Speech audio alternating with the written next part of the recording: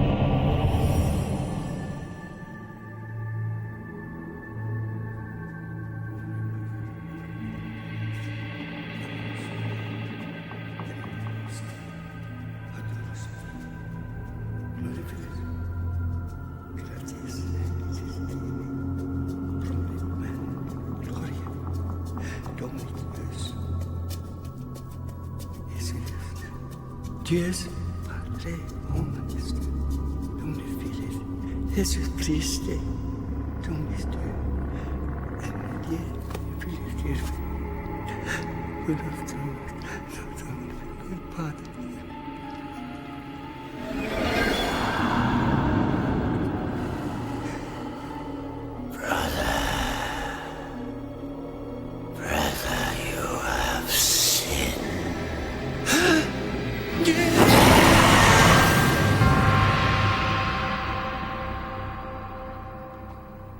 Meaningful power of attorney. Now let's see. You're muttering to yourself again, Watson? Oh, yes, sorry. It's this word quiz from the Philological Society. You have to find the word suggested by a series of cryptic clues. I won the last one, you know. Really? And what clue are you struggling over? Well, it simply says meaningful and power of attorney, and from this you have to find a word that means both. Significant. What? Significant. A synonym for meaningful, which can be deconstructed into the phrase, sign if I can't. Hence, power of attorney. Holmes, I must say it. You never cease to amaze me. What nonsense. No, really. I often think that you are truly a genius. No, I wasn't contradicting you, Watson. I was simply responding to this announcement. The famed spiritualist, Madame Karavsky, will give a demonstration of her ability to communicate with the spirits of our dearly departed. Have you ever heard such rubbish? Yet the woman attracts a rash of paying customers whenever she speaks. Well, it's not entirely surprising, you know. I mean, don't we all hope to find some proof of an afterlife? Don't include me in that we, the great hereafter. I can assure you there is nothing but the great here and now. Well, I am not entirely convinced of that. What? How can you, a man of science, believe in any of that mumbo-jumbo? Now, be careful, Holmes. Such hubris could come back to haunt you. I have no fear of offending the gods, Dr. Watson, for I know there are no gods to offend. Yes, Mrs. Hudson, what is it? This just arrived for you, sir. The messenger said it was from the Abbey in Whitechapel, where that monk was found dead last week. Really? He says the people are saying it was the work of a vampire. So they're awful nervous down the East End right now. And who wouldn't be with a vampire on the loose? Well, they may have no fear on that account. A vampire is a scientific impossibility. If the monk was murdered, it was at the hands of the living, not the undead. Thank you, Mr. Hudson.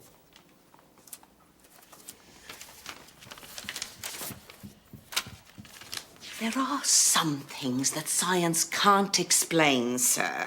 Indeed there are, Mrs. Hudson. Indeed there are. Have it your own way, sir.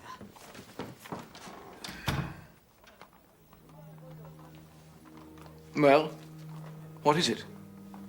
It's from a brother Marstoke. He begs me, in the name of God, to help him solve what he calls this dark and mysterious business. Ah.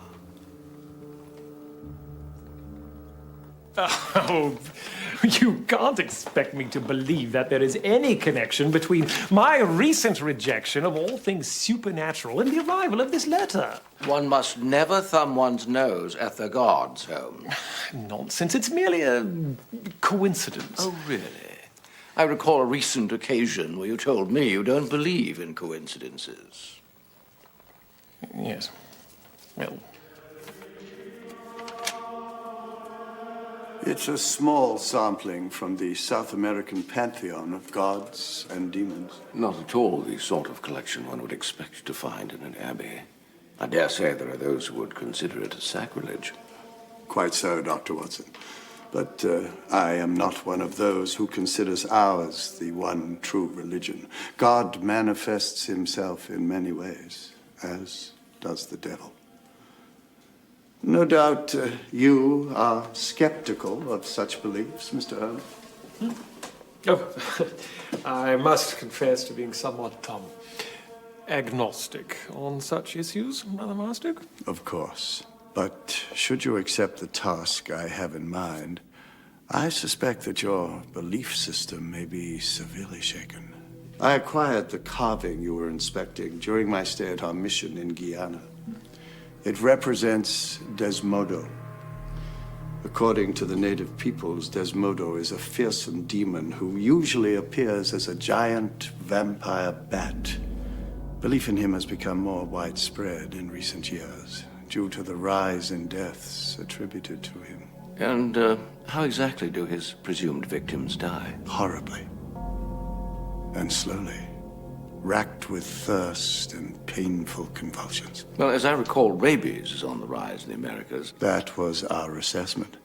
And due to the large number of vampire bats in the region, it seemed only logical to connect the two. I assume you had no access to the anti-rabies serum developed by Monsieur Pasteur. None at all. We were at the mercy of the disease until the arrival of Brother Abel. He had made a study of tropical diseases and their prevention, from which he learned a new technique. Coating a captured bat with toxins. Precisely. Are you familiar with the technique, Mr. Holmes? I assume vampire bats are social creatures that spend a great deal of time in mutual grooming, so any bat coated with poison will be licked clean by other members of the colony, thereby killing them. Correct. Unfortunately, the theory and practice do not always coincide. Our efforts killed bats, but seemed unable to prevent the spread of the disease. Then the ritual murders began. The first to die was Brother Lee. He was discovered in the chapel by the mission housekeeper, Senora de la Rosa. He was slumped against the foot of the altar with a large vampire bat upon him. When it flew off, she realized it had been feeding from two open wounds on his neck. On the wall, a terrifying message was scrawled in blood. It read, "From hell. As you have sinned against me, so shall I exact my revenge. The blood of yours for the blood of mine." A terrifying message indeed, but my suspicions still incline towards a human hand. Understandably. But I have seen far too much of the devil's work not to believe in him. 2 nights later, he struck again. Word of the horrific events had spread terror amongst the locals. We were holding a meeting to try and calm their fears when Senora de la Rosa's son Hector burst in. He had been to the infirmary to visit Brother Abel, who was making a remarkable recovery from the disease. What he saw terrified him. On the floor, between the beds, he could just make out a large, bat-like silhouette crouching over the body of a man. As the creature turned to look at him, he saw... What exactly did he see? He says he saw the face of Desmodo, as clearly as we can see it here.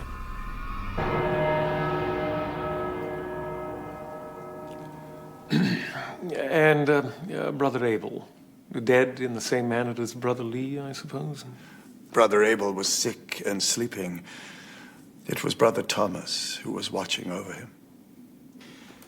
Needless to say, after this, the local people fled. 2 days later, we closed the mission. The other members returned home, bringing Senora de la Rosa and her son with them. I went on a pilgrimage and prayed that the nightmare was at an end. And so I thought, until my return to England last month. One night shortly after my arrival, I awoke to find a large bat hanging from the mirror above my washstand. On the mirror, scrawled in blood, was another message. It read, "The Wanderer returns. My time has come." Then the solution is simple. If it is your absence that guarantees the safety of the others, you must leave. The other members will not hear of it. They believe that with prayer we can fight this demon. After last week, I am not so sure. I was at the home of a friend, Dr. Chagas, when Senora de la Rosa arrived with a message from Brother Sinclair urging me to return to the Abbey. But when we arrived back, we found him dead by the altar, in the same fashion as the two others. Do you truly believe that some supernatural entity is the cause of these murders?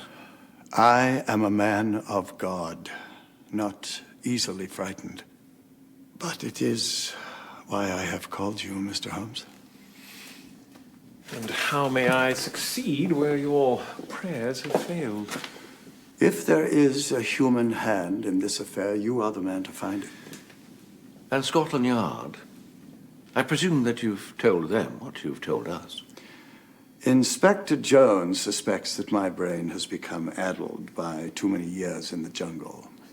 The coroner's report on Brother Sinclair no doubt confirmed his suspicions. Yes, I recall reading the Times that the cause of his death was a massive coronary failure. But what did Inspector Jones make of the marks on his neck? He's inclined to believe they were caused when Brother Sinclair fell onto his crucifix. A credible theory, but wrong, I assure you. There are forces beyond the grasp of our understanding, and some of them are most decidedly evil.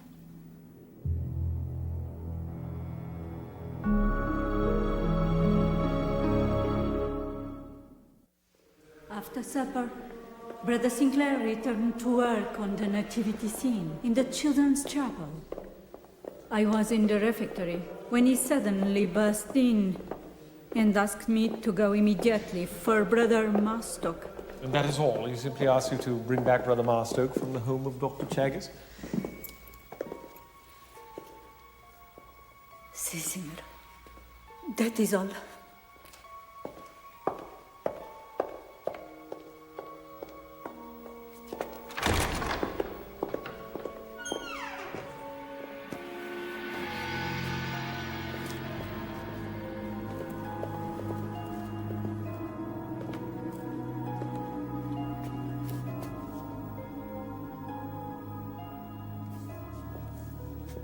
Were the front doors locked that evening? Si, signor. They are only unlocked on weekends for the public services. And it's the only way in, besides the door we've just come through. No, signor. There is also a door from the graveyard into the crypt, but it is always locked. Well, thank you, Signora. We shall find our own way back. Oh, by the way, I couldn't help but notice your reaction a moment ago when I mentioned the name Dr. Chagas. What is it, Signora? Why does the mention of that name make you afraid? One must never argue with the vampiro. It is he who brought the curse on this church. It is he.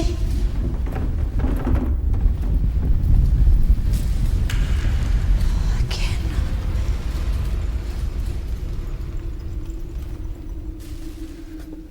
What on earth was that? An earth tremor, perhaps? But she seemed to imply it had happened before. Yes. And what of a reaction to Dr. Chagas? Strange, wasn't it? She referred to him as a vampiro. Does this word say anything to you? Other than its phonetic resemblance to the word vampire, no. Well, in certain European cultures, the vampiro is reputed to be the offspring between a vampire and a woman. I'm surprised you're so well versed in vampire lore, Watson. I've done some reading, you know, and, well, like Monsieur Voltaire, I don't believe in vampires, but I am afraid of them. Holmes, all I'm trying to say is that you shouldn't take this talk of vampires and demons too lightly. There could be a kernel of truth at the heart of it. Perhaps. But until I see evidence to the contrary, I shall continue to believe that vampires and demons are simply the products of fearful imaginations. From hell, I am he. Not the good shepherd, not the redeemer. He who comes for the blood of those who have sinned against him. It seems our vampire has left his calling card. It looks like blood. Yes. See if you can scratch some off, will you? I'm going to have a look down in the crypt. It is not the dead we must fear, my friend, or the undead. It is the living.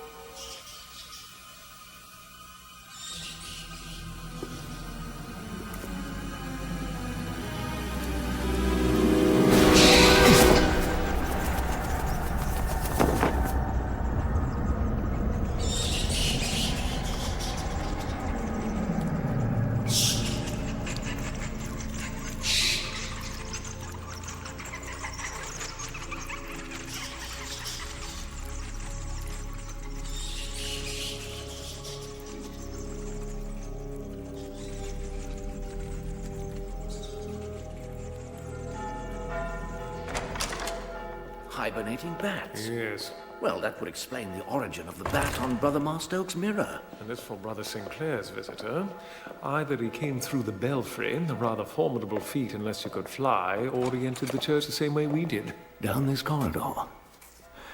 Then the killer is right here in the hermitage. Precisely.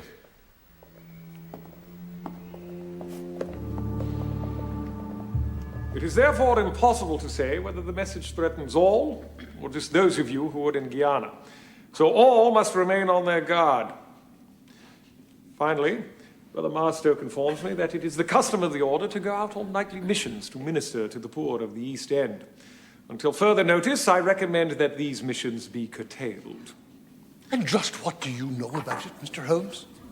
If these walls and St. Justinian himself cannot shield us, then what difference can it make if we venture out into the streets of Whitechapel? Simply put, it makes it easier for me to protect you. For you to protect us? Good Lord! What arrogance! Let me tell you something, Mr. Holmes. I have seen this demon's work both in Guyana and here in London. And the one who can protect us has far greater powers than you. Brother Calder, no one doubts that there is a demon at work here, but we must not rule out the possibility of a human accomplice. If so, Mr. Holmes is certainly our man. You are grasping at straws, brother. We all know what we're fighting and why. It was you who first brought the demon's wrath upon us, and it is only since your return that we have once again been cursed by its presence. If Mr. Holmes can be of any service to us, it would be to convince you to leave these walls and never return. Absolutely not, brother. We cannot allow this fear to divide us. Brothers, sisters! I no longer have the use of my eyes. But I can see clearly that the devil is trying to divide us. We must not let this happen. We must remain united. Yes, we must. But Brother Calder has brought up a good point. Serving the Lord is our life's work, Mr. Holmes. And that work cannot be done by hiding. Sister Helen is right. If we hide in our rooms, the devil has half the battle won. We must continue our missions. Very well, then. But may I suggest that none go out alone, and be vigilant at all times, even in broad daylight, for your enemy, whoever or whatever it may be, is certainly the most ruthless and resourceful of foes.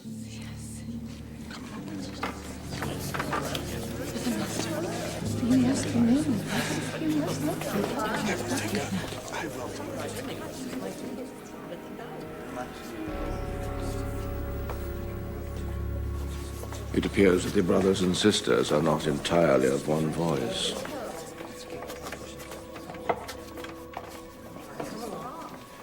Brother Master, besides Brother Sinclair and Calder, which other members of the order were with you in Guyana? Brother John, Sister Helen, Sister Margaret. Sister Margaret, where is Brother Abel? He was sleeping so peacefully. I thought it better to leave him in his room. We must go to him. Yes. Brother Abel never fully recovered, so we moved him to the nuns' quarters where Sister Margaret cares for him. Brother Abel? The first door on the left, Mr. Holmes. In the name... Hector, what on earth are you doing? I was just coming to ask Brother Abel if he wanted his tea before the door was locked, senor. And then I hear some screaming. I was sleeping, and it woke me. It grabbed me by the throat. What was it, Brother Abel? A great dark thing, and it tried to bite me. But I screamed. Yes, I screamed, and it went out the window. Out the window. Out the window. Nothing. At least so far as I can see, but it's very dark out there. Did you see this thing, Hector? No, senor, I did not. What do you think now, Mr. Holmes? Is this demon real or not? I do not know what to think, yet. I assume this is the door Hector mentioned? Yes. At what time does it get locked? Sister Margaret locks it at 8 o'clock every evening. So it would have been locked at the time of the murder? Yes. Does anyone else have a key?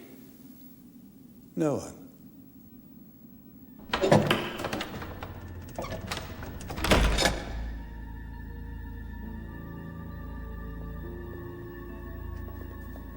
I pray that you can be of assistance to us in this matter, Mr. Holmes. You mentioned your visit to an old acquaintance on the night of the murder. Dr. Chagas.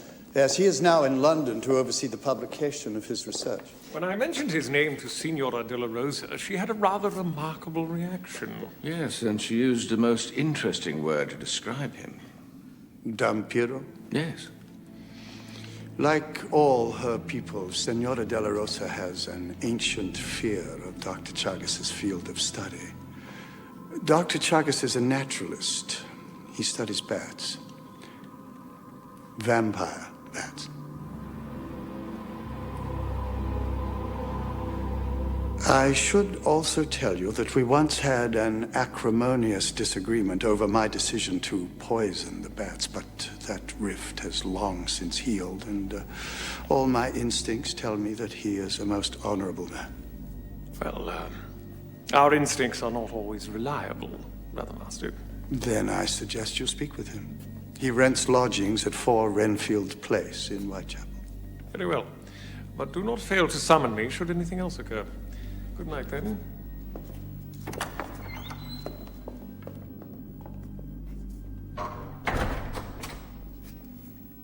Well, it seems we have a rare little mystery on our hands. Rare indeed, and our day's work is not yet done. But I depend on you to inform Inspector Jones of the macabre note in the children's chapel. That should ratchet up his theorizing a notch or two. And then rouse your friends at the Hematology Institute. See if you can get an analysis of that blood sample. And you? Going to see Dr. Chaggers, I assume?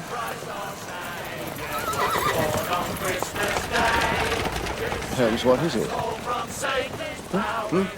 Oh, nothing. Yes, I shall visit Dr. Chaggis, and then we'll resume our pursuit at Baker Street in the morning. Driver, come along, Watson. Right.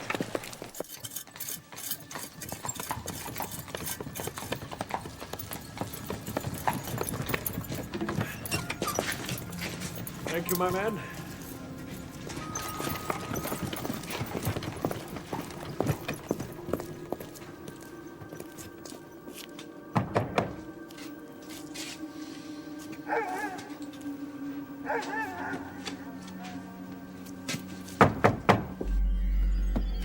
Who is it? Dr. Chaggis, my name is Sherlock Holmes. I've been asked by Brother Marstoke to look into the death of Brother Sinclair. May I come in and speak with you? I cannot help you. Good night, Mr. Holmes. Perhaps I can help you. There have been developments. The police will soon be knocking at your door. It's a question of motive, you see. And your quarrel with Brother Marstoke.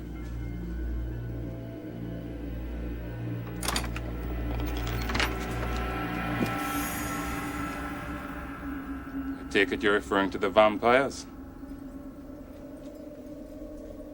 The bats, that is. Is there any other kind? Come in.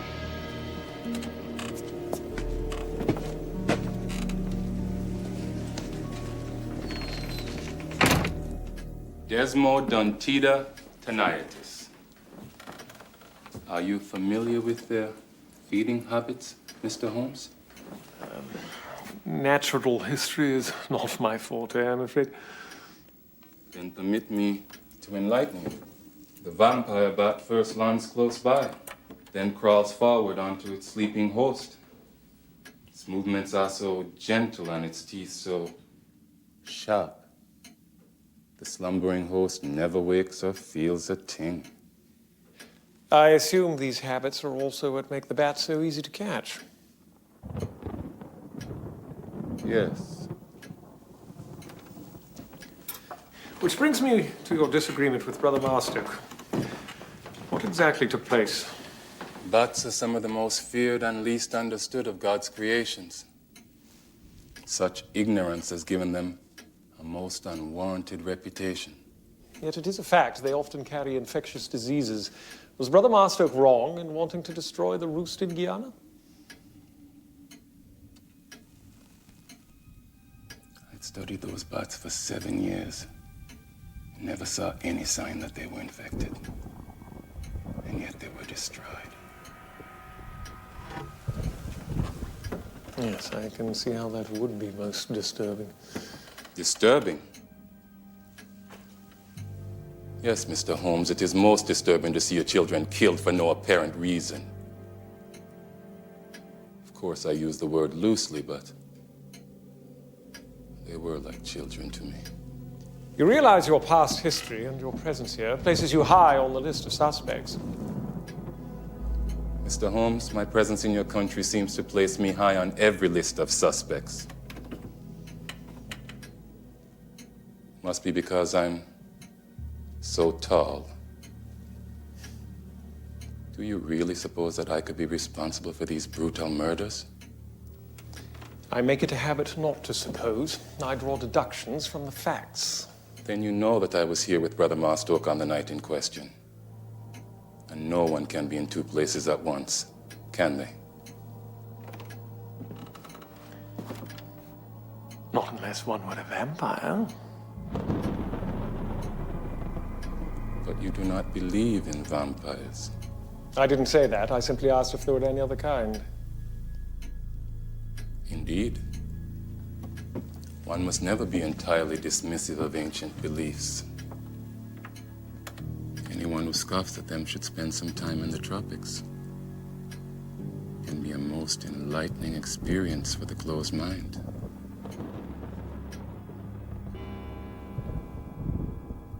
Good night, Mr. Holmes. Good night, Dr. Jaggers.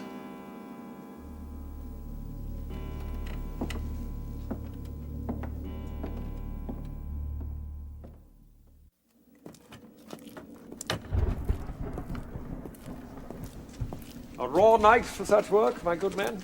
Oh, that's a fact, sir. No joy in it on a night like this. Tell me, are you familiar with Dr. Chaggis, who lives at number 4 there? Who might be asking? My name is Sherlock Holmes. Oh, what you doing down here then, Mr. Holmes? Is it about them vampire murders up at St. Justinian's? Murder it most certainly was, but by a vampire, most certainly not. Don't mind me contradicting you, sir, but we locals, we got friends up there. And somebody told us they seen them 2 marks on that monk's neck with their own eyes. You think it's him, then? No, not at all. Well, he's a queer one, isn't he? He stays in there alone all day and never lets anybody have an eyeball inside, and he only comes out at night. Oh, yeah, see what I mean? Oh, we've all been wondering about him. It's much more since there's another killer on the loose. You've every reason to be wary of strangers, my friend. But of this I can assure you, the good people of Whitechapel are not the intended victims. Well, with all due respect, sir, you don't live down here, do you? Well, good night, then.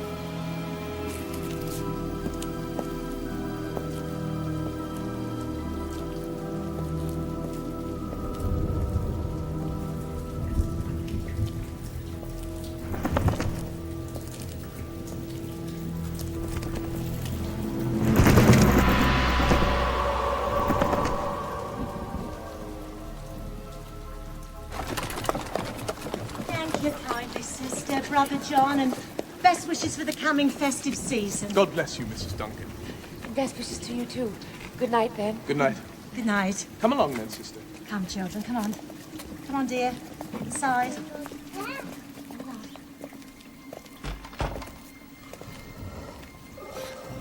What was that? What? Shh! Listen. Hello in there?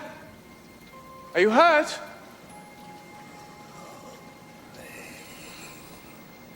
Wait here. Careful, brother. Don't be afraid. I shall be right back. Hello? Hello? Where are you? I can't see you.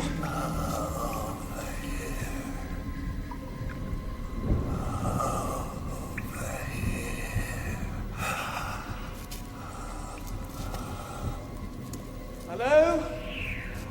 Are you there? I see you now. I'm coming. There. There, my friend. What is it? You have sinned. Brother John?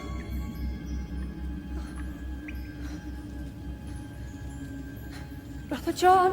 Brother John? Are you there?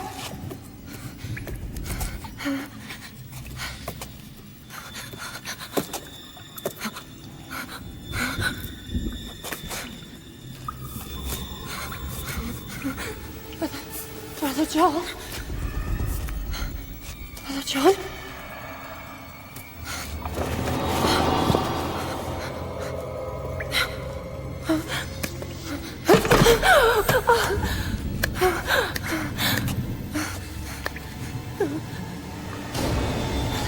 Brother, is that you?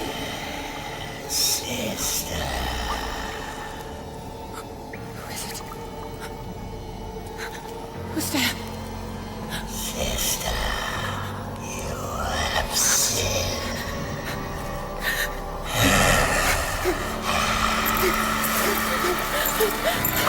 In the name of God, be gone!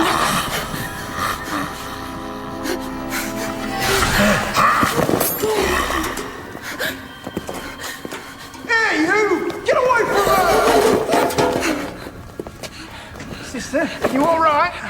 Yes, but Brother John, how is Brother John? Who? I don't see any.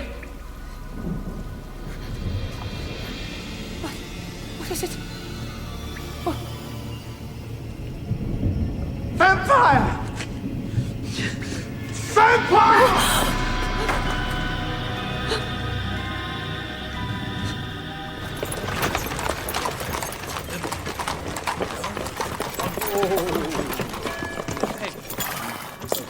Thank you, my good man.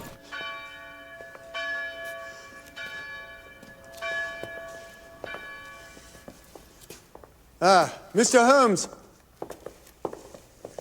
I came as soon as I got your message. How is Sister Helen? Sleeping. After the police finished their questions, Sister Margaret gave her a sedative. I must speak with her as soon as she wakes. Did any other members of the Order go out last night? Why, yes, several of them. All in pairs? All except for Brother Calder. I see.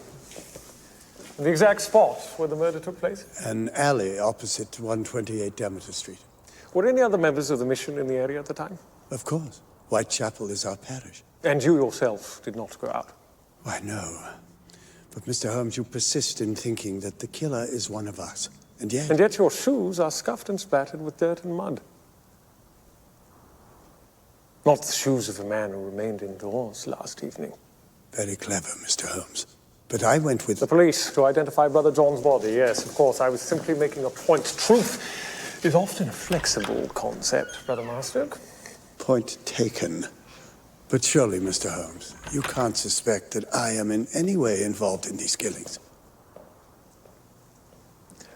Simply a question of being thorough. Surely why you hired me. Remain on your guard, brother.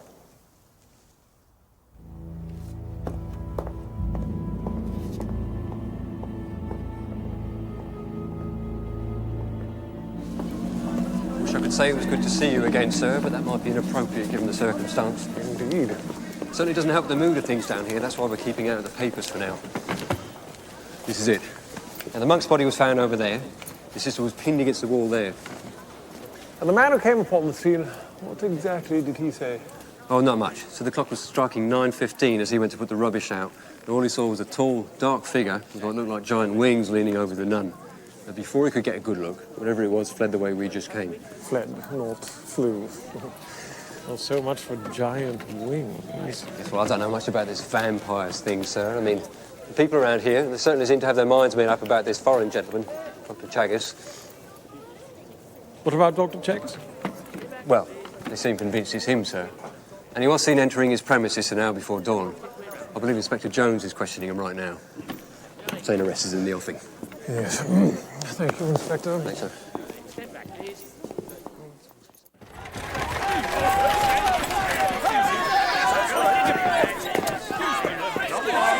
Back off now. You bring him out, man.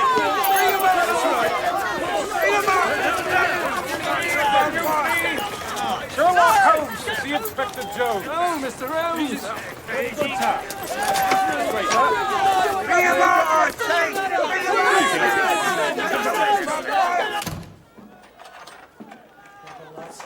Out with it, man.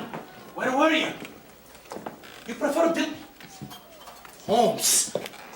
Who let you in here? Jones, I must speak with you. There's nothing to discuss. I thanked Dr. Watson for telling me of your discovery in the children's chapel, but I believe I already have the man who wrote it. so I won't be needing any more help. Now, kindly close the door on your way out. As a return favor, might I at least ask on what grounds you're making your assumptions? Assumptions? No. Facts. In order of discovery, fact 1, his long and bitter dispute with Brother Marstoke gives him motive. Inconclusive. Fact 2, he was observed leaving his house shortly before Brother John's murder and didn't return until just before dawn. Is it a crime to stay out all night? No. But fact 3, he refuses to say where he was all that time and has no one to provide an alibi. We had someone. Who? Me. I was right here with him, talking of vampires. The, bat variety, of course. Not humanoid. If you're trying to fool me, Holmes. Not at all. The workman told you he disturbed the killer at precisely 9:15, correct? Aye, correct. Yet I was here until shortly after that clock there struck 9. After which I saw him leave and go north towards Whitechapel Road some 2 or 3 minutes later, in the opposite direction to Demeter Street. And no man could backtrack and cover that distance in 10 minutes. Unless, of course, you think he could fly. You hear that out there, Holmes? I don't pay much heed to all this talk of vampires and such. And I little think that if we dragged Dr. Chagas out into the sunlight, he would dissolve into dust. But I intend to put an end to all this hysteria before it gets out of hand. So you'll arrest an innocent man? Fact 4. The gloves he was wearing. Notice the streaks of blood on the right hand. Oh, we'll wait and see what the analysis tells us. And then maybe we'll send someone out to synchronize the nation's clocks and watches.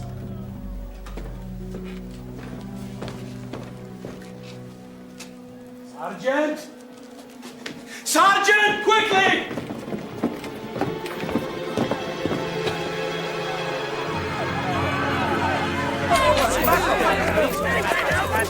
Come on! Down the alley! You! Around into the next street! Sergeant, come with me! Step aside! Step aside!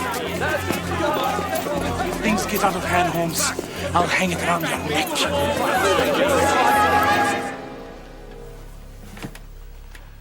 He holds you responsible.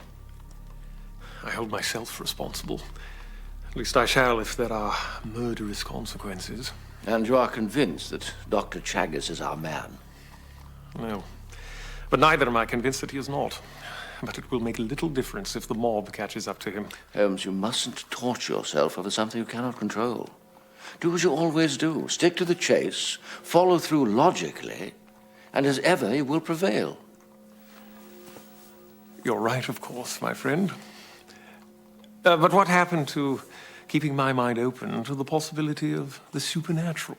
Well, keeping one's mind open to one possibility doesn't mean ignoring all others, especially the logical ones. Right you are again, Dr. Watson. Come along, then. Very well. Where to? To see Brother Marstoke. Did you get the results from the Hematology Institute? Definitely not human blood. Just as I thought. Bat's blood, most likely.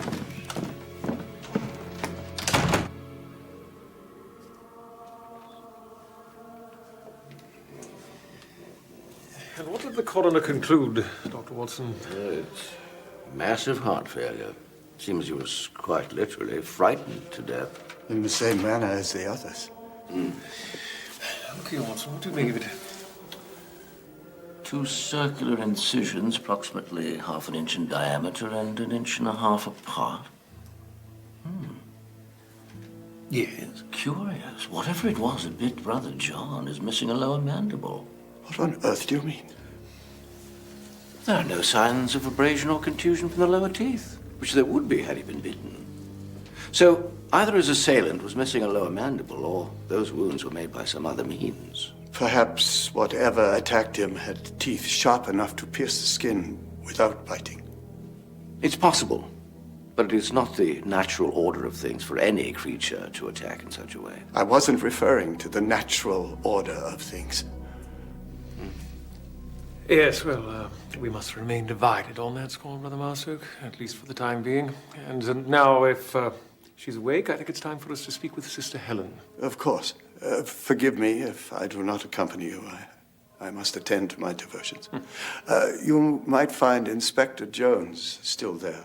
He got here shortly before your arrival. I see. Thank you.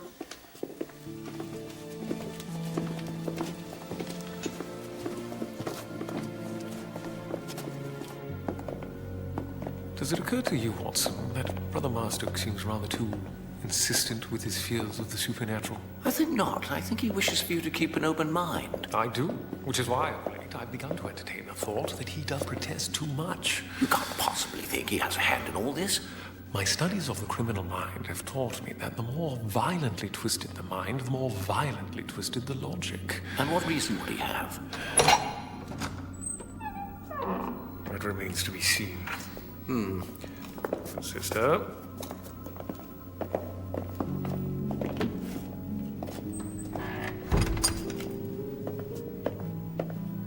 Vigilant as ever, I see. Yes, quite. Not the lumpy kind, nor the brown kind. The tiny white crystals. Do you understand? Yes, senor. What did I say? Not the lumpy kind, not the brown kind, but the white crystals. Oh, right. Good. Off we go then. Oh, hello. What's this then? Visitors? Good day, Brother Abel. May we come in? Yes, come in. They want to have a word with me, Hector. Go on then. Senor.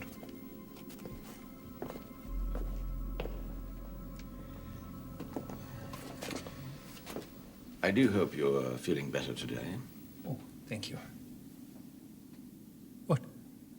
Oh, better. Oh, yes, much better. Good. Then perhaps you wouldn't mind if we asked you a question or two about the fright you received last night? Oh, fright, yes. A terrible fright. I'm going to paint the bell tower, you know. Oh, yes, I see you are working on a new model, the Hermitage, is it? No, this is St. Justinian's. Oh, yes, of course it is. It's very good, too. Yes, this is St. Justinian's. And I'm painting the bell tower. Yes, well, we must be going, Brother Abel. Goodbye. No. Oh, goodbye then. Oh, well, good day, Inspector. I'm glad to see you can still smile, Mr. Holmes. But if I were you, I'd be a worried man.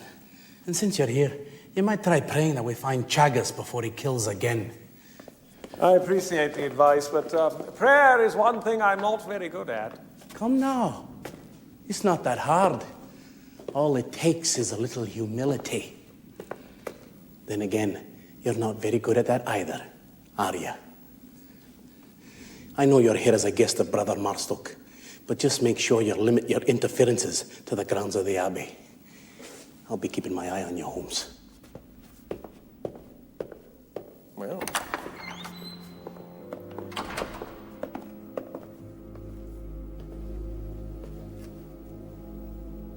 Blessed be the name of Saint Justinian, who through our Lord shall deliver us from this evil.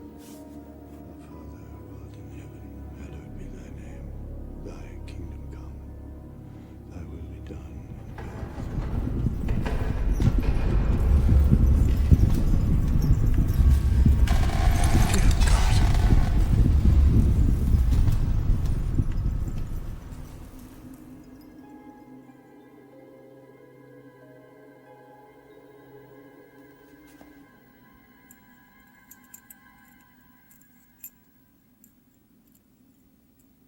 And the voice, can you describe it? Well, it was only a whisper. A deep, male, gravelly whisper.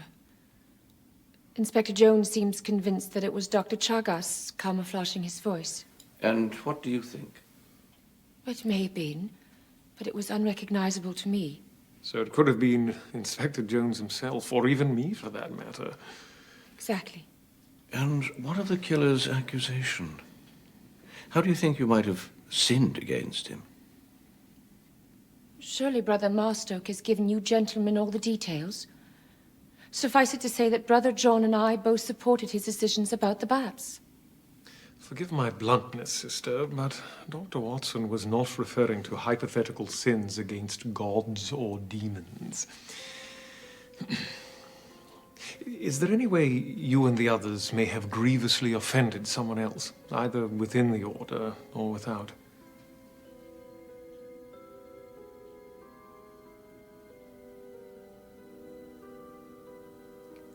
I take it you do not admit the possibility of diabolical intrusions into human affairs, Mr. Holmes. That doesn't answer the question, sister.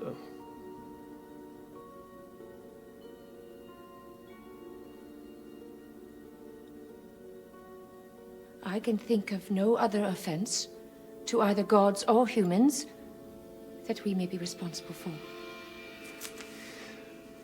One last thing, and then we shall let you rest. I want you to think back to the exact moment when the door opened and surprised your assailant. Before the worker called out, did you hear anything? Such as? I have no wish to prompt you, sister. But please, go back in your mind. Think.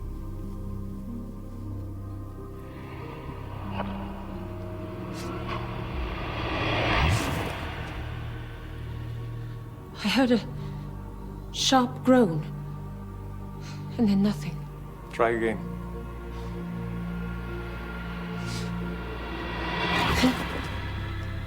No, nothing. And again. No, nothing. Oh, wait. There was something. A short, sharp sound, like something scraping. Excellent. Well, thank you, sister. We shan't disturb you any longer. Oh, Mr. Holmes, there was one more thing now that I recall. Yes? It's not much, but there was a faint odor when the thing drew near me. A slight, pungent and oily smell. Good. Very good. Well, thank you again, sister.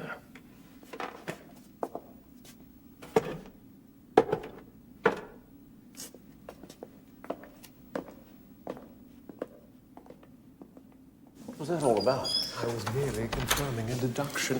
Which was? Not yet, my friend. Lest it tempt us into theorizing before we have all the evidence. Sister Helen's reactions, however, did suggest a line of inquiry, something you yourself observed at the assembly meeting. Yes, Brother Calder. I suspect that beneath the calm surface of St. Justinian's, turbulent waters flow. Exactly. Let's plumb those depths, shall we?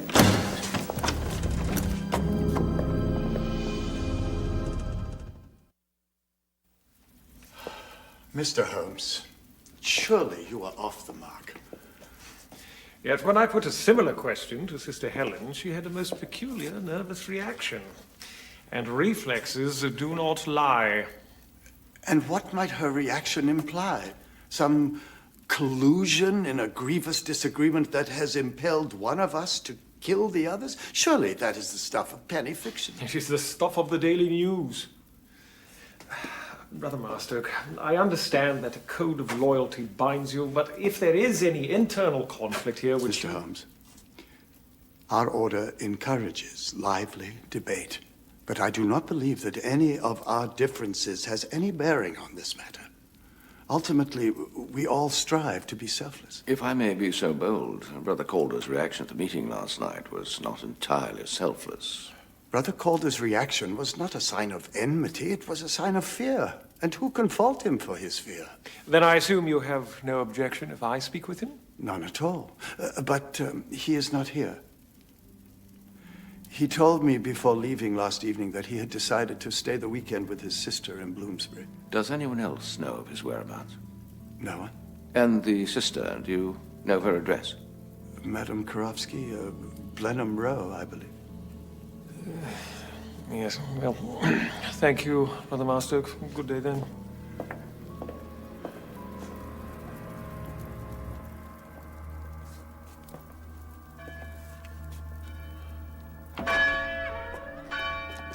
Madame Karofsky. Well, Holmes, you must admit this case certainly has its share of bizarre convergences. It does indeed. And so, on the pretext of meeting with Madame Karofsky, I shall now speak with her brother. Alone? Yes.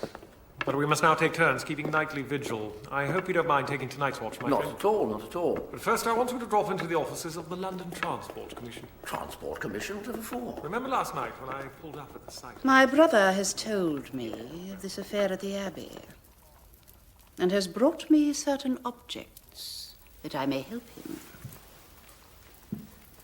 When I lay my hands upon them, I receive certain insights. Really? Such as? This, for example, this belonged to Brother Sinclair. I had but to pass my hand over it, and immediately I knew that this was a man of a very nervous and careless disposition. It is true, Mr. Holmes. She has never laid eyes on him, and yet she immediately identified his most noticeable characteristic. Most noticeable, yes. For even without the benefit of a sixth sense, I can see that the watch case is polished smooth, indicating that its owner would handle it often, turning it compulsively in his nervous grasp. Yet the crystal is cracked and the case dented in places, indicating that it often fell from those same trembling hands. I have no wish to play parlor games with you, Mr. Holmes. Nor I with you. Let's just say we reached the same conclusion, but by different means. But, Brother Calder, I must ask you about your relationship with Brother Marston. I make no secret of my opposition to him. Yet you do hold him responsible for the curse, do you not? One does not invite the devil across one's threshold, Mr. Holmes, and then expect him to quietly leave afterwards. Even now, Brother Marstoke insists on lining his walls with these diabolical primitive artifacts. This is an outrage which would offend any true Christian. I take it you believe he is an unworthy leader. Was it so in Guyana? Brother Marstoke lacked missionary zeal. But I was alone in my objection to him until Brother Abel arrived from England. How different things would have been had he not been cut down by this dreaded disease. How might they have been different? Brother Abel was outraged by the sacrileges that Brother Marstoke allowed to continue. And it was he who pinpointed the bats as the source of the plague and insisted that they be eradicated. It was Brother Abel who wanted the bats destroyed, not Brother Marstoke. No, absolutely.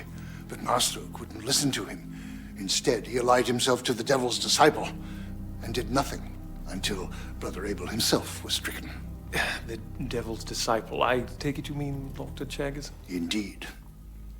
What sort of a man would live with bats and call them his children? I fail to understand. If Brother Marstoke was allied to the devil, why are he and his followers now being stalked by the same? One doesn't renege on the devil, Mr. Holmes. One doesn't even negotiate with him. Well, I thank you for your time. And I assure you, I shall bring this devil to heel before he kills again. Stay on your guard, Brother Calder. Madam, I shall see myself out. A moment, Mr. Holmes. I've just had a most peculiar sensation, like a flash. I saw a church. The church may yet be your salvation, Mr. Holmes. Miracles do happen. Madam.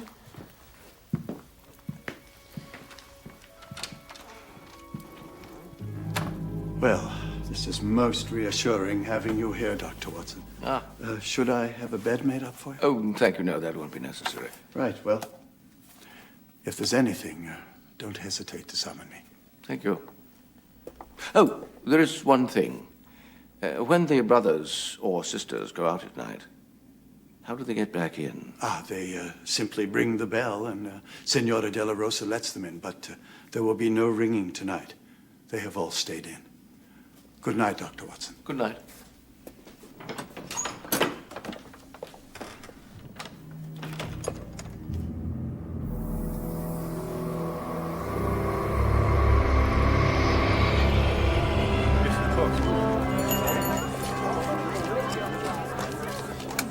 Thank you, Paul.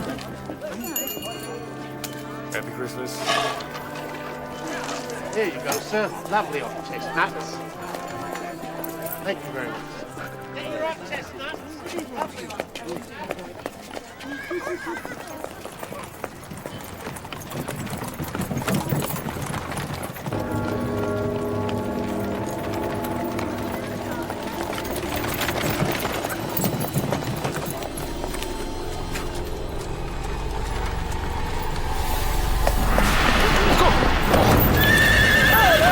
Watch yourself, sir! Watch yourself! My God, sir! You dodged a cop and fire caps here, you did. Are you all right, then? Yes, I'm fine. Thank you, my man. Call on me sometime. Thank you, sir.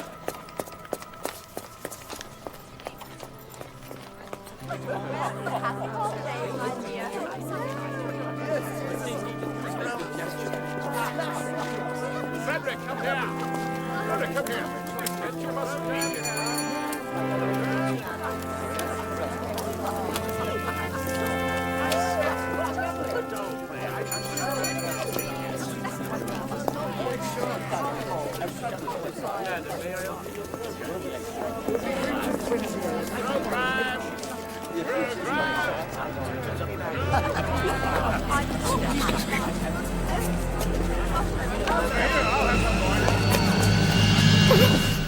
Oh, excuse me, madam. I do beg your pardon.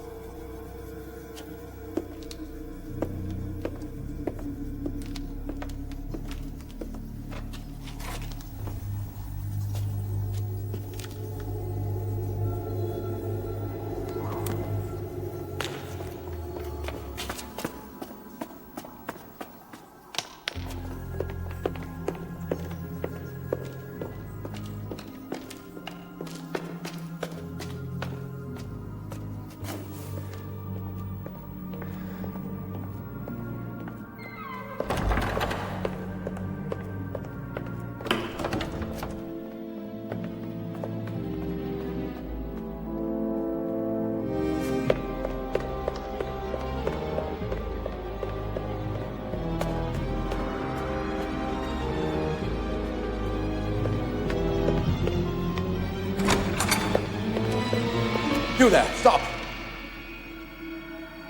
Good evening, Dr. Watson. Brother Calder. But I thought you were staying with your sister. I intended to, but I decided to return early for Brother John's funeral. And is it always your custom to come in through the crypt? The crypt? I came in, as always, through the main door. But I didn't hear the bell. There was no need to ring. Hector was outside taking air. Said he couldn't sleep. And where is he now? I assume the air did its job, because he went to bed, as I intend to. Good night, Dr. Watson.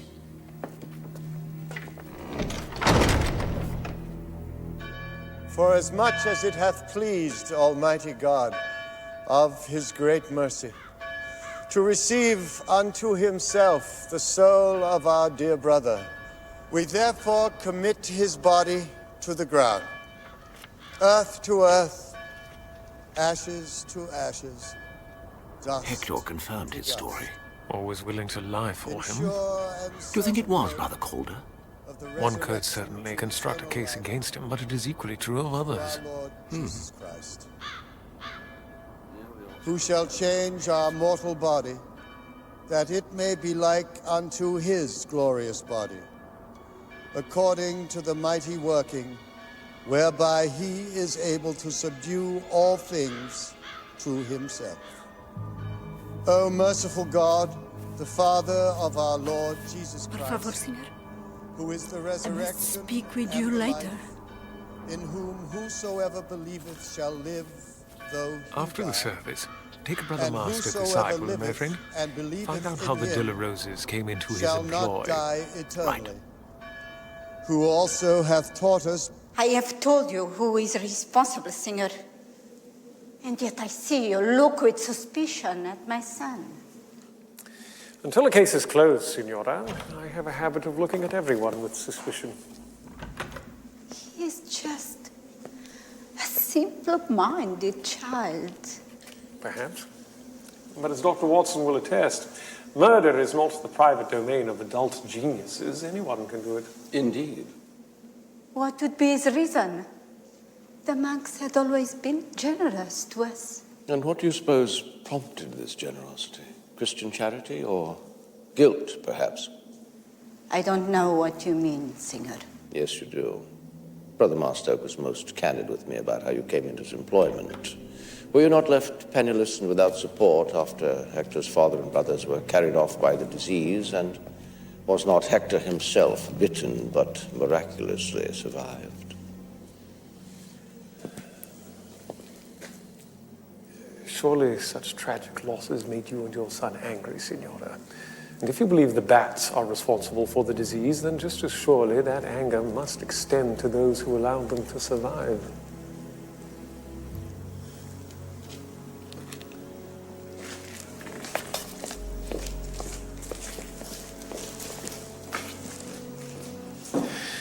I begin to see a thread, Watson, but a little verification is in order.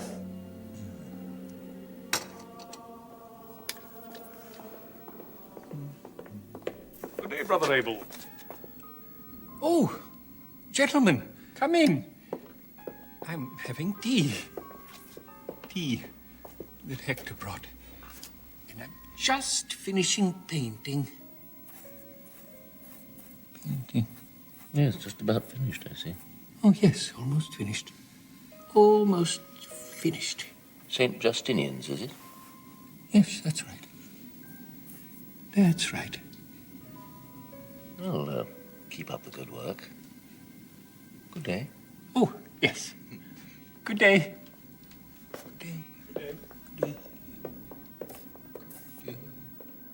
Yes, Brother John and I always went out together.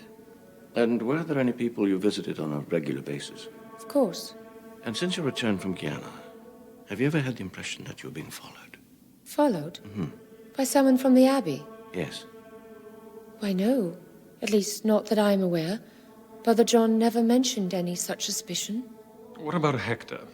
Did you ever encounter him while you were out in the evening? Hector? Yes. Brother John did mention seeing him once or twice. But he's always running errands. Yes, of course. Sister, if you don't mind, I should like to perform a little experiment. As you can see, the pieces of the puzzle are almost in place, my friend. And I have an inkling how to find the one man who can surely provide the missing link. You're going after Chagas, then? Yes, and you. Good day, sir. Hello. Good day. And you are going to the shop of Messrs. Heward and Parker in Pudding Lane. Heward and Parker?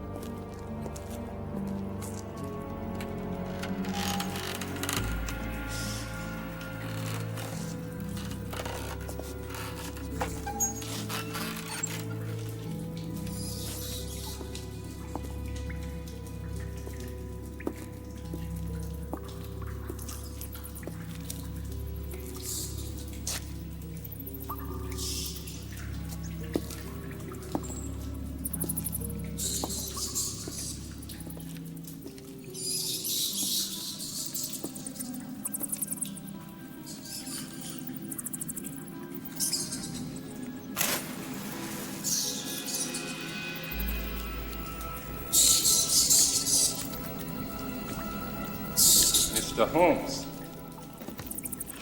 I've been expecting you. Myotis. The greater mouse-eared bat, I believe. Following our first meeting, I spent the evening poisoning myself with tobacco and reading Professor Latinsky's Bats of the Ancient World. A seminal tome. And what else did you learn? The sad facts of their decline. One of the largest species in Northern Europe, and one of the rarest.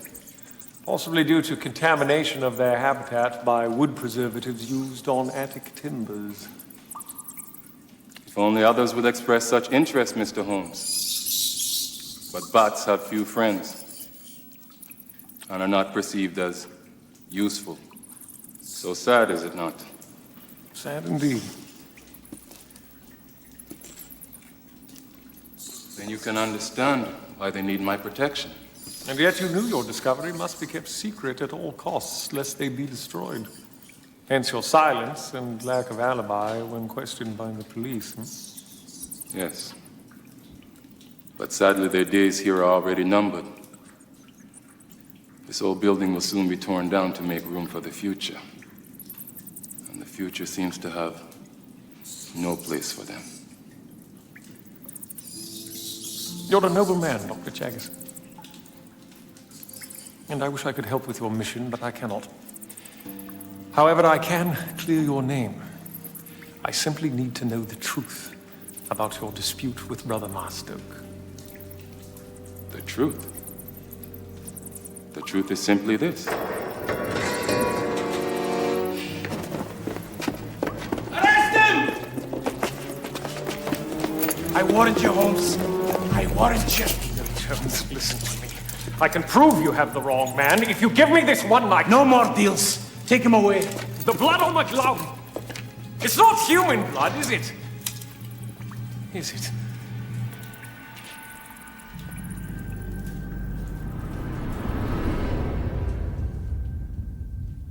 So, you sensed that someone was behind you?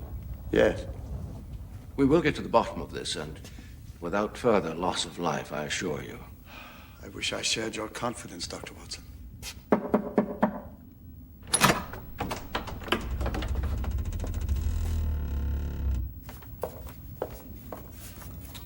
An urgent message for you, Singer. Thank you.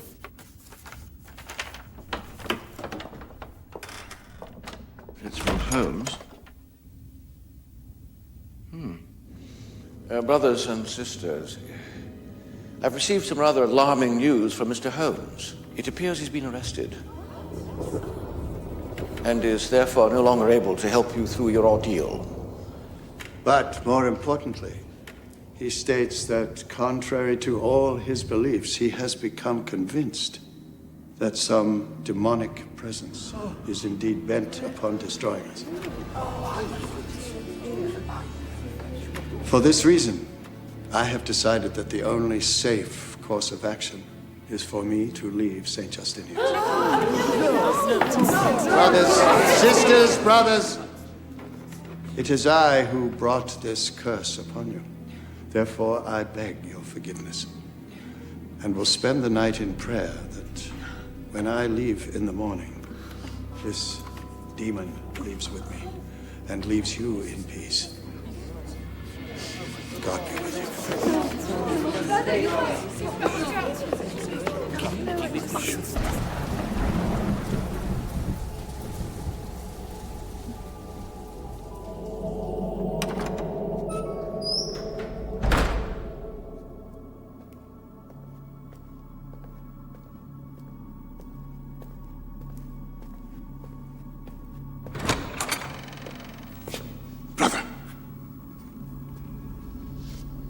Your tempting fate being out here alone. I must pray before I leave, Brother Calder.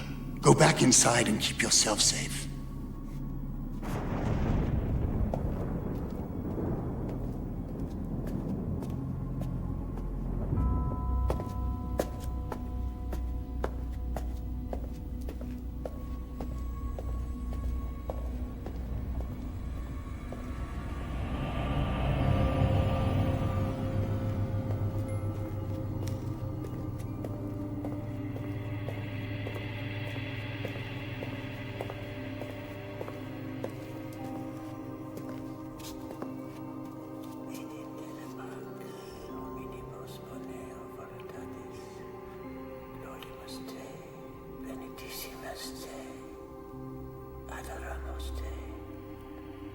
glorificamos te gratis, agimus tibi, promptum magnum, glorium tuum, Domine tus res,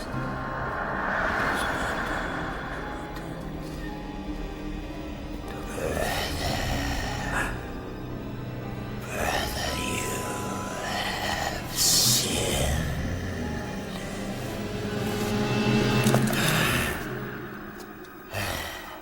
Let he who has not cast the first stone. Brother.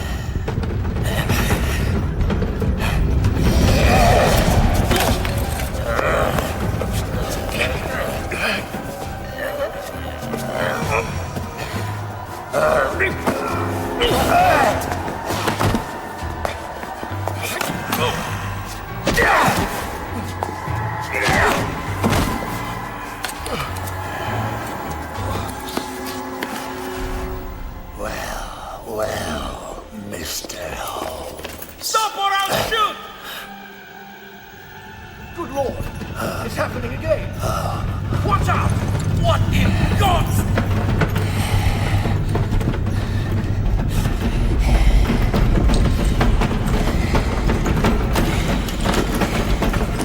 I'll see you in hell.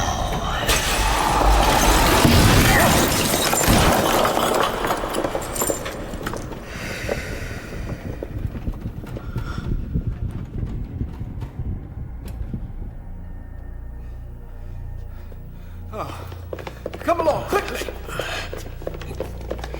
Are you all right, Holmes? Yes, I'm fine. That was a close call. Help them, lads. What unknown creation was that? An earthquake? It was off an internet tremor. Here is your vampire, gentlemen. Brother Abel. Good God. Here are his fangs. A simple garden claw, with the middle tine removed.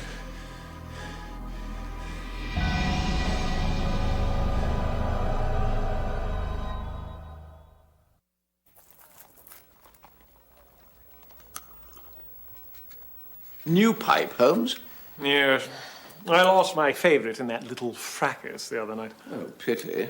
But if not an earthquake, what was it, Mr. Holmes? A subsidence. Would you kindly explain, Dr. Watson? Oh, yes, of course.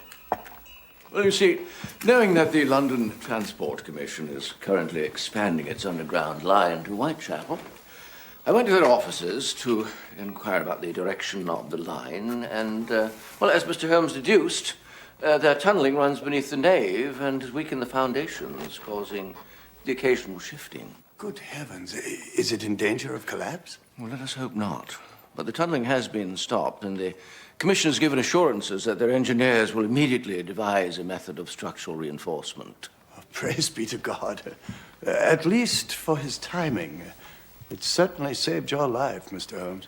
Indeed, Brother Marstow. The Lord works in strange ways. It was a most remarkable event. All the more remarkable since it was the second of such events in a matter of hours. Oh, and the first? The first was when Inspector Jones changed his mind and agreed to my plan. It's not easy for a proud man to admit he was wrong. Yet for the first time in our long and antagonistic relationship, Inspector Jones suddenly converted to my point of view. It is almost a miracle. And what caused this conversion? Dr. Chaggis, perhaps you'd explain about the gloves. Of course. My bloody gloves convinced Inspector Jones that he had the right man. Afraid that I would not get justice and presented with an unexpected opportunity, I therefore fled. Fortunately, as I was doing so, Mr. Holmes was making an important discovery. Before Inspector Jones's arrival, I had just finished preparing a specimen. Mr. Holmes saw the specimen and drew the logical conclusion that the blood was therefore bat's blood. But of all people, what made you suspect Brother Abel? Due to his condition and the attack he cleverly feigned, I initially dismissed him as a suspect. But then I saw him drinking tea. Tea? I failed to see the connection. The instant I saw the message in the children's chapel, one thing became immediately apparent. The writing tilted slightly to the left, suggesting that the writer was left-handed. The next day, I noticed not only Brother Abel holding his cup in his left hand, but he had a smudge of ink on the edge of his palm, suggesting that he also wrote with the same. And so Brother Abel soon became my prime suspect. Further observation soon confirmed my suspicions. When Sister Helen's aggressor reached out to touch her, she became aware of a pungent, oily smell, and so we contrived a little visit, during which we conspired to take a small sample of the oil paints Brother Abel used on his models. Sister Helen later confirmed that it was indeed the same odor. At the same time, I noticed on his workbench a receipt from a builder's supply shop on Pudding Lane. It suggested a solution to my remaining dilemma. To move freely back and forth through the connecting door, Brother Abel would need a key. But how did he get it? I noticed Sister Margaret's habit of wearing her key on a cord around her waist. It would be easy enough to remove for a short time while she slept, then duplicated. Ah, hence my visit to the locksmith in Pudding Lane. Precisely. Among the various items listed on the receipt was putty. It therefore occurred to me that Brother Abel had simply made an impression and instructed Hector to have a duplicate made on his next journey for supplies. That explains all, but one thing, Mr. Holmes. You seem to know his technique for imitating the vampire's bite. How so? I didn't know with certainty the actual technique he employed, but my visit to the crime scene suggested a possibility. I noticed on the brick wall 2 marks, made recently and by something sharp, possibly metallic. Sister Helen later confirmed hearing a short, sharp, metallic sound when her attacker was startled. I therefore deduced that he had something in or attached to his hand with which he could easily duplicate his vampire's bite. The next day at the funeral, the sight of a gardener with a similar implement confirmed my suspicions. And there you have it, gentlemen. The Whitechapel vampire has been laid to rest. Well, Mr. Holmes, I hope you don't think I intentionally misled you about my quarrel with Brother Abel. You told me what you thought was pertinent, but I knew Dr. Chaggis could provide the missing link. Perhaps you'd do so again, since Dr. Watson wasn't present. By all means. Brother Marstoke told you that we had argued over his decision to eradicate the bats. Brother Calder said it was Brother Abel who argued for their destruction. An outright contradiction. But both are true. It was only after Brother Abel was stricken with the disease that Brother Marstoke changed his mind, and then we came into confrontation. And therein lies the crux of the matter. Brother Abel was already outraged by your liberal attitudes and jealous of your leadership and support, was he not? Indeed he was. When he was finally stricken with the terrifying disease, he became a bitter, broken man with an unrepenting lust for revenge. So ferocious and unfailing was his rage that, feigning madness and incapacitation, he waited over a year for your return and the opportunity to exact his vengeance. But why did you not tell me of your conflict with him? Guilt has a remarkably binding effect on the tongue, Mr. Holmes.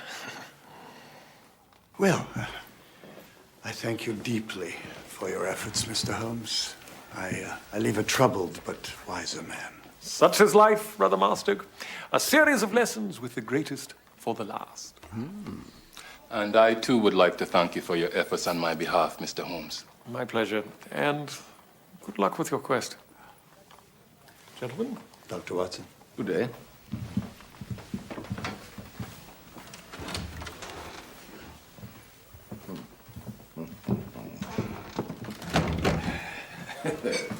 A series of lessons with the greatest for last. That's very good, Holmes. Very good indeed. Well, tell me, have you drawn any lessons from this? An awareness of forces beyond the realm of the senses, perhaps? I'm beginning to suspect that you are in the employ of Madame Karabsky, my learned friend. No, I'm simply curious to know if you now consider such things. After all, you did admit that the timing of the subsidence was remarkable. Remarkable, yes, but proof of divine intervention? I still think not. And what of Madame Karabsky's prediction that you would be saved by the church? I've been told the same by every churchman I ever met. Ah. Yes, Mrs. Hudson. Tradesman just dropped this off for you, sir.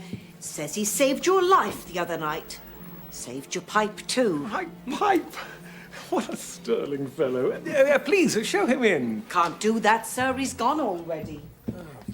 Did you get his address, his name, any way to contact him? Says his name is Church, sir. Mr. Reginald Church.